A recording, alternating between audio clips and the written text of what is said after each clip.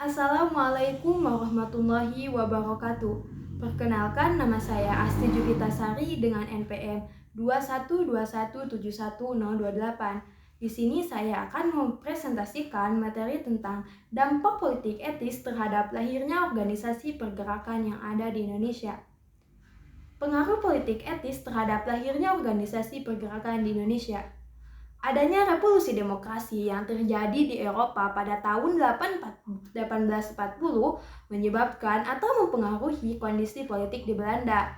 Politik etis ini adalah kebijakan yang didasarkan untuk menyatukan seluruh kepulauan Indonesia di bawah naungan Belanda. Politik etis ini ditujukan untuk kepentingan atau kesejahteraan rakyat Indonesia.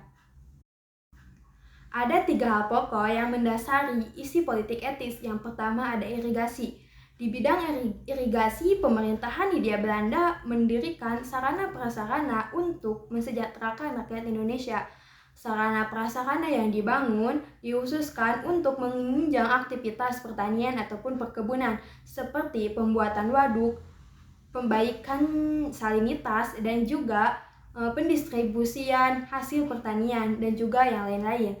Nah, yang kedua ada bidang emigrasi. Dalam bidang ini, pemerintah Hindia Belanda bermaksud untuk menyamaratakan kepadatan penduduk yang berpusat di Pulau Jawa, di mana penduduk nantinya akan disebarluaskan ke beberapa pulau yang jarang ditempati, seperti Pulau Sumatera.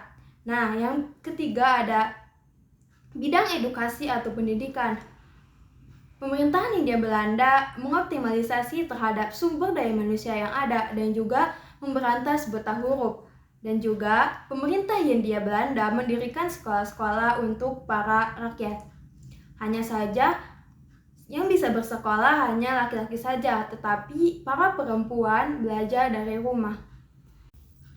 Organisasi-organisasi pergerakan yang muncul setelah adanya politik etis. Yang pertama ada organisasi Budi Utomo. Organisasi Budi Utomo merupakan organisasi pertama atau organisasi pergerakan yang muncul setelah adanya dampak kolonialisme yang dilakukan oleh Belanda. Organisasi Budi Utomo didirikan oleh Wahidin Sudirosodo yang pada waktu itu menggalang aktivitas atau aktivis untuk menggugah orang Jawa atau mengajak orang-orang Jawa untuk mengikuti pemikirannya, yaitu mengubah nasib bangsa Indonesia. Wahidin Sudirosodo adalah seorang priai rendahan dengan gelar Doktor Jawa. Nah, dalam kata lain, Budi Utomo adalah organisasi pertama yang didirikan oleh golongan cendekiawan demi memajukan bangsa Indonesia untuk menggerakkan bangsa Indonesia sebagai hasil dari politik etis di bidang pendidikan. Nah, yang kedua ada Sarekat Islam. Sarekat Islam didirikan atas pertimbangan atau kepentingan komersil demi rasa nasionalisme yang dipegang oleh Sarekat Islam. Sarekat Islam didirikan pada tanggal 16 Oktober 1905 di rumah Haji Samanhudi. Ketua dari Sarekat Islam adalah Haji Umar Said Cokro Aminoto. Dengan kata lain, Sarekat Islam merupakan organisasi pergerakan yang muncul dari adanya kepentingan ekonomi yang pada waktu itu sangat merosot tajam. Dampak politik etis terhadap kesejahteraan rakyat Indonesia. Dampak dari politik etis membawa pengaruh bagi kesejahteraan rakyat Indonesia. Baik ada pengaruh negatif dan ada pengaruh positif. Meskipun begitu, tujuan dari adanya politik etis ini untuk kepentingan bangsa Indonesia atau kesejahteraan rakyat Indonesia.